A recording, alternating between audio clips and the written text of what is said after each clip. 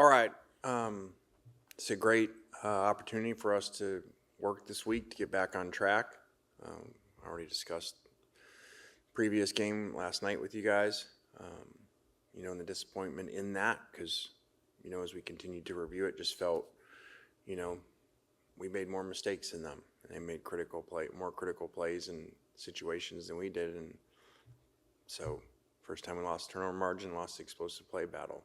So that usually leads to that. So really hard place to play, going on the road here to South Carolina with the team really good, that really easily, one penalty away from being undefeated and probably ranked really high. So these guys are much improved from last year, especially on defense. So this can be a really big challenge about us improving this week. Questions? Lane came pre-scoring has, I think, 4 catches over the last 3 games. Do you feel like he needs to be a bigger part of the passing game, or has his usage kind of been by design lately?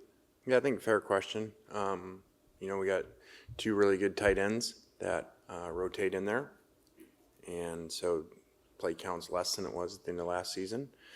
And sometimes numbers happen not by design. Sometimes, coverages roll a certain way. These guys last week did a really good job of matching the tight ends, knowing how we use them and the routes we try to run. And so, again, I would love for everybody to touch the ball and have great statistical games, but it doesn't work that way, especially when you go 1 for 10 on third down and don't get off the field on defense very well, and now you're 50-some snaps. So there's only so many balls, and everybody's a lot of times, especially when you lose, has these answers. Well, this guy needs the ball. This guy needs the ball. Okay, well, who are you going to take it away from? I always say to people. So where are you going to get those touches from? That makes it a lot harder to answer, in my opinion, than just how come this guy doesn't get the ball, which is a very normal question with low touches, and especially when you lose. Lane, when Jackson Dart was in here, I think a couple of weeks ago, when he was asked about Ulysses Bentley, he said, he anticipates, him getting more touches as a couple of games go on. Is that something that you anticipate as well? Yeah, I don't know. It's a fair question. I get asked that every week. These other guys are doing well. I thought they ran well. I thought they protected well, and so it's nothing against Bentley. It just is how it is. But I can't predict how the future is going to go. Against a team like South Carolina that has so many weapons off the edge on defense, does that change the way that you have to look at protection and that kind of thing, as opposed to a team like Kentucky where a lot of their, destruction, if you will, was up the middle? Yeah, very different players types than last week, polar opposite, and then very different schemes too. Kentucky, ultra sound, keep the ball in front of you, really big bodies. Stoops built that defense that way, and then I think the addition of the Georgia linebacker was huge for them from a mentality and leadership standpoint. And you saw what they did to us, you saw what they did to Georgia. These guys are built differently. They're more built on speed and twitch, so both present problems. Lane, for the past couple of weeks, you've said it, but there are points in the middle of the game when the offense struggles to move the ball down the field. Do you attribute that to defense making good in-game adjustments, and how can you fix that heading into this weekend? Yeah, these guys coach too, and get paid a lot of money to do it, and really good coaches, and they got iPads too. So everybody was always like, oh, these iPads and how are they for you on offense? I said, well, there's a variable, they have them too. So, guys, Kentucky did a good job of that after the first series, and we got to do a better job ourselves. What's kind of your scouting report on South Carolina's offense? Pretty interesting. They run 2 quarterbacks, I think. Yeah, I think that these guys have good weapons, and both guys present a challenge of ability to escape. Robbie, obviously is an elite runner, and the issues that come with that. So this can be a really big challenge for us. We'll take a question up top. Now with the loss, there's obviously less margin for error when it comes to the college football playoff moving forward. Is that something you're talking about? Yeah, we usually don't. I don't talk to guys about playoffs, championships, because that's all outcome based. It has nothing to do with process of how are we practicing today, how are we playing on Saturday. I did for the first time tell them today. I said just because you get so much of that outside, like questions like that. So I did address that with them and say, okay, just because you get all those questions, understand everything that you want to do is still there. We're in a new age of, there'll be a lot of people with, multiple 1 or 2 losses, and it's obviously not like the NFL as far as the records that get in, but our conference has moved towards that, and I think you see games where you see games that you think these people are going to win, and then they don't, or they go down to the wire in overtime versus people that you don't think they do, because this conference is so good. Sort of like what Katz asked about pre-scoring, but with the wide receivers, with Trey getting so much work last week, was that just a matter of, you got to feed him, and when you have 50 snaps, the rest of the guys kind of fade away, or is that maybe more the normal? How do you balance that? Well, that's again a good question, but like I always say, it's like basketball. It's kind of like that with skilled guys. You got basketball, you got these 5 guys that can shoot, and if you bring people off the bench, well, everybody didn't shoot the same. You don't say, hey, well, man, there's LeBron's hot, whatever, or Michael Jordan, whoever your favorite basketball player is, and he's really hot.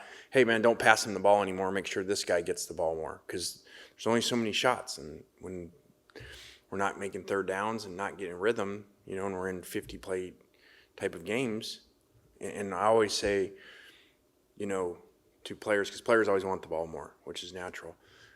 Okay, that sounds great, but then who do you want to take it away from? Do you want Trey to only have 5 touches in that game?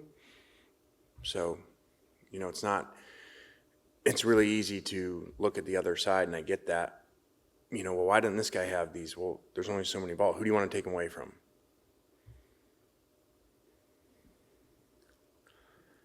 Coach, what practices we were allowed to see in August? You had Jerquan Scott at center.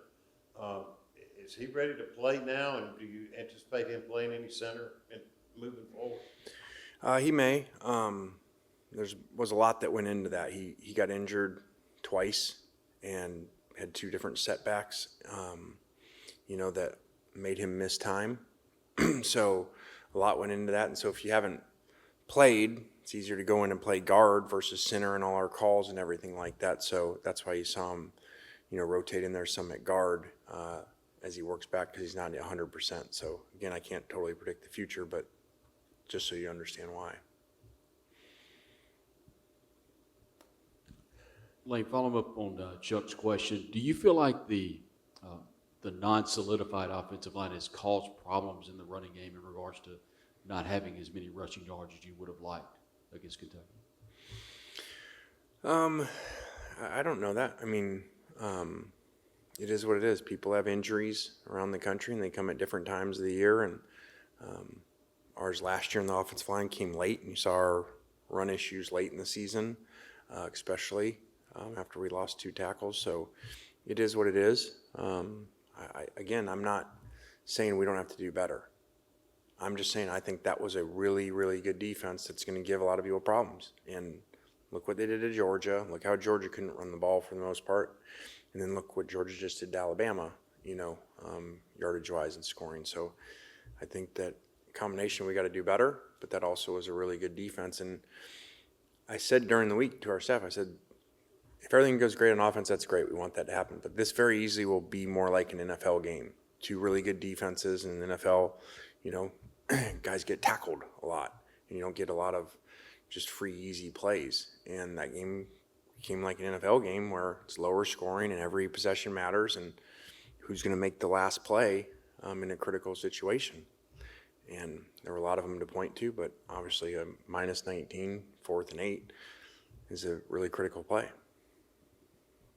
Coach, as coaches, how do you guys address the penalty situation? Having too many. Yeah, we addressed that a lot today. Put a lot of stats up there so they could see comparisons, especially when it comes to DPI and defensive holding. Twice as many as anybody in the conference. So that's obviously an issue of how we're playing in the back end and technique-wise, and so we've addressed that definitely.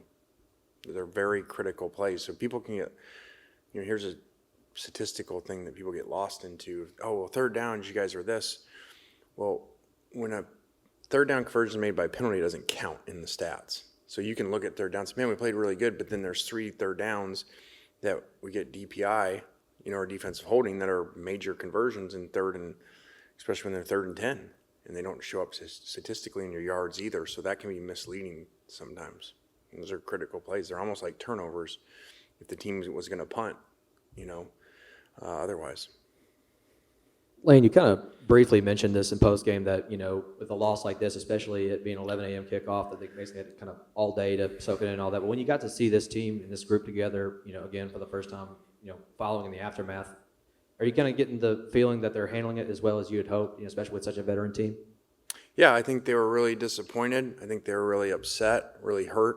And I told them today that's a good thing, for guys that in the room that didn't and just went on with their day and, it didn't really hurt. That'll show you. The more you're invested, the more you put in something, you're going to feel different afterwards than somebody that isn't invested and doesn't put all their heart into it. So I think it was a good thing that they struggled so much the last 2 days. Any questions for Coach? You feel like there's any inconsistencies from one officiating crew to the next? Because I watched Georgia and Alabama. They were grabbing all the receivers all night long and no calls. Is that just one officiating crew's way of doing it, and how do you adjust to that? Well, there's human element into that. Kind of like refs in basketball, and sometimes they let them play more and sometimes they don't. And ours is a little harder because foul in basketball is not, ours is so significant, on a 3rd or 4th down, and whether, you call that, hand on the jersey or not. But it is what it is. You have different variables on different, officiating crews, and you just hope that they go both ways within the game. Anything else? All right, thanks, guys. We'll have players in the next. All right, thanks.